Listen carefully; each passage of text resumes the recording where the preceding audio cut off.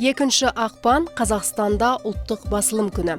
Осыдан 111 жыл бұрын халықтың көзі, құлағы һәм тілі, қазақ халқының ұлттық мүддесінің, теңдік пен бостандыққа ұмтылған күресінің, тарихы мен мәдениетінің айнасы болған Қазақ газетінің бірінші саны жарық көрген. Алаш үкіметінің саяси үнқағазына айналған Қазақ газеті 1913 жылғы 2 ақпаннан бастап Орынбор қаласында шығып тұрды.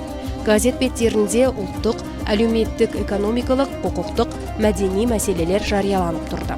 Газеттің редакторлары ұлт ұстазы Ахмет Байтұрсынұлы және жазушы, қоғам қайраткері Міржақып Дулатұлы болып табылған газет ұлтымыздың санасын отарсыздандыру, ұлттық мемлекет құру, азат ел болу ұлы мұрат жолында қазақтың жанашырларын біріктірді. Бұдан асқан ұлттық бірлік пен ынтымақтың үлгісі жоқ. Қазақ тіліндегі кәсіби газет стилін қалыптастырған Қазақ газетінде Ахмет Байтұрсынұлы, Алихан Бөкейханұлы, Міржақып Дулатұлы, Мұстафа Шоқай, Сұлтанмахмұт Торайғыров, Халел Досмұхамедов және қазақтың тағы да басқа ұлы тұлғаларының мақалалары жарияланды.